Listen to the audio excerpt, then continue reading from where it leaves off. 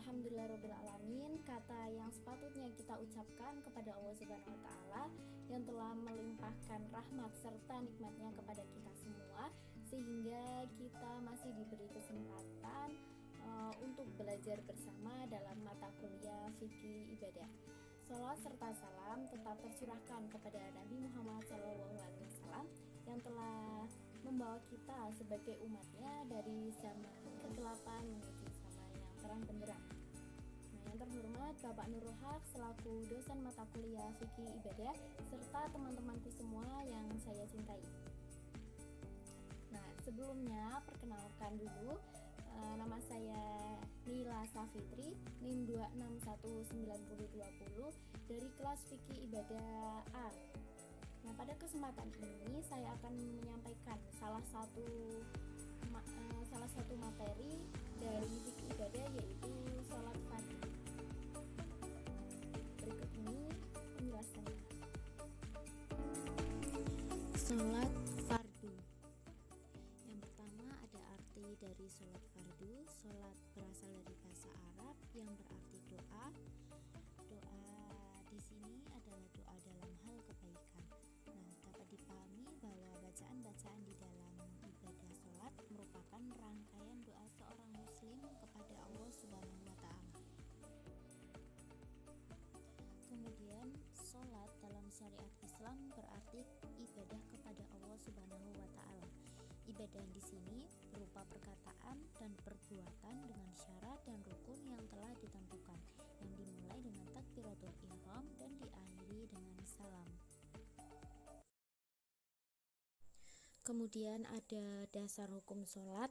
Yang pertama ada surat Al-Baqarah ayat 43 yang berbunyi, Bismillahirrahmanirrahim, wa aqimus sholata wa atuz zakata warka'u ma'ar raki'in, yang berarti, dan dirikanlah sholat, tunaikanlah zakat, dan rukuklah beserta orang-orang yang rukuk.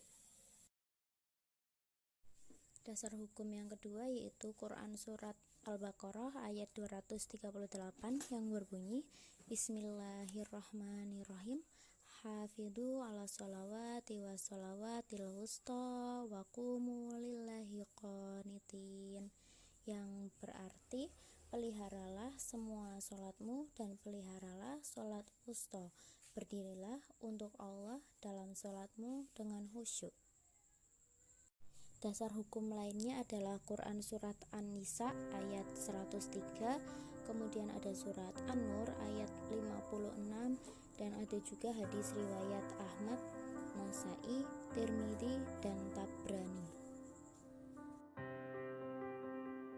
Berikutnya ada syarat sholat. Yang pertama, secara bahasa berarti tanda, secara istilah sesuatu yang ketidakberadaannya menjadikan ibadah tidak ada, dan keberadaannya atau tidaknya tidak menghilangkan adanya kewajiban ibadah. Nah, syarat sholat sendiri dilihat dari dua sisi, yaitu kewajiban dan pelaksanaan. Kewajiban terdiri dari Islam, baligh, dan berakal. Kemudian dari pelaksanaan, yang pertama suci anggota badan dari hadas dan najis, kemudian menutup aurat dengan pakaian yang suci, berada di tempat yang suci, mengetahui waktu sholat, dan menghadap kiblat. Berikutnya ada rukun sholat. Rukun sholat sendiri adalah segala perbuatan dan perkataan dalam sholat yang apabila ditiadakan, maka sholat tersebut tidaklah sah. Jumlah rukun sholat sendiri ada 18 ketika memasukkan tumakninah dalam setiap rukun, dan ada 15 jika hanya mencukupkan tumakninah dalam beberapa rukun.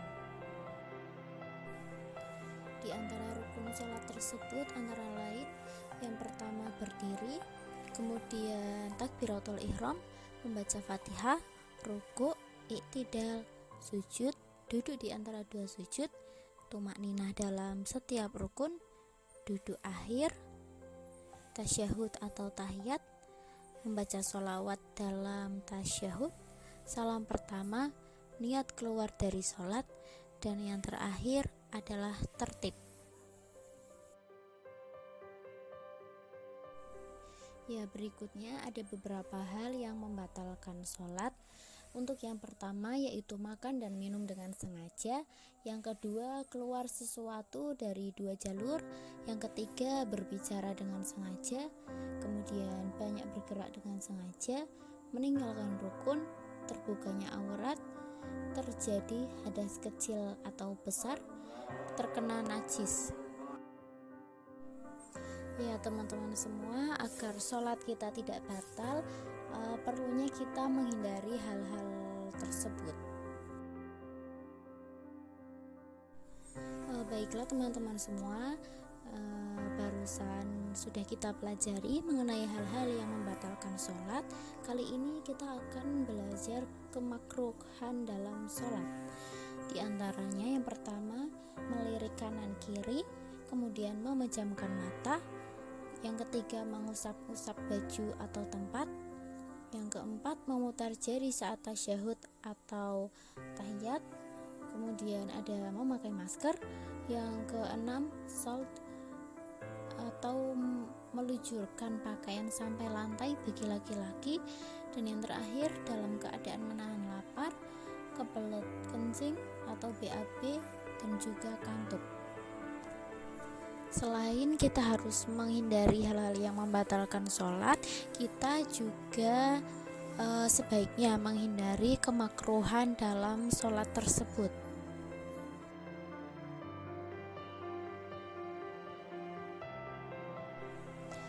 Nah, berikut ini beberapa azab atau ancaman bagi orang yang meninggalkan sholat. Ya, seperti yang kita ketahui bahwa kewajiban sholat bagi kita sebagai umat Islam adalah ada 5 waktu. Yang pertama ada sholat subuh, sholat duhur, sholat asar, sholat maghrib, dan sholat isya. Nah, saya akan menyampaikan satu persatu azab atau ancaman yang akan diterima bagi orang yang meninggalkan kewajiban sholat 5 waktu tersebut. Nah, untuk yang pertama, sholat subuh. Nah, apabila ada seseorang meninggalkan sholat subuh atau tidak mengerjakan sholat subuh 1 kali, maka dia akan dimasukkan ke dalam neraka selama 30 tahun, yang sama dengan 60.000 tahun di dunia.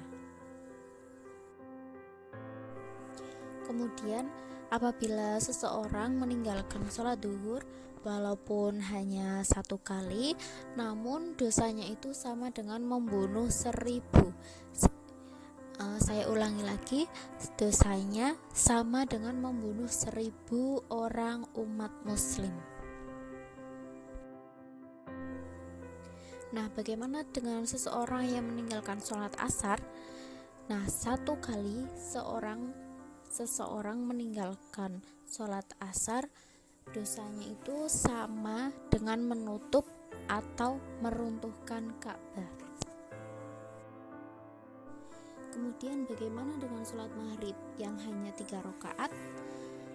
Nah, seseorang apabila 1 kali saja meninggalkan sholat maghrib, dosanya itu sama dengan seseorang itu berzina dengan orang tuanya sendiri. Kemudian yang terakhir adalah sholat isya.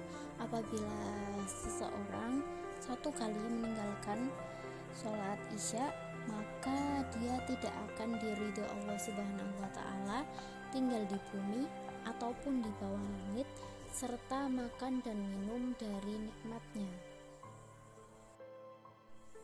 Nah, setelah kita belajar tentang azab bagi orang yang meninggalkan sholat, kita tahu betapa pedihnya azab tersebut. Maka dari itu hendaklah kita sebagai umat muslim untuk tetap mendirikan sholat, karena bahwasannya sholat merupakan tiang agama.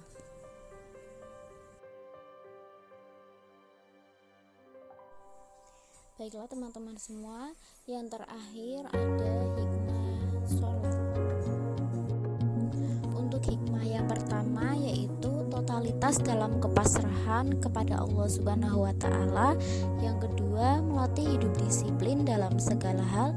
Yang ketiga, melatih ketenangan batin. Yang keempat, persamaan derajat di hadapan Allah Subhanahu wa taala. Yang kelima, patuh pada pemimpin dalam hal tidak prinsip. Yang selanjutnya, media komunikasi dengan Allah Subhanahu wa taala. Yang kemudian, menanamkan sikap tawadhu.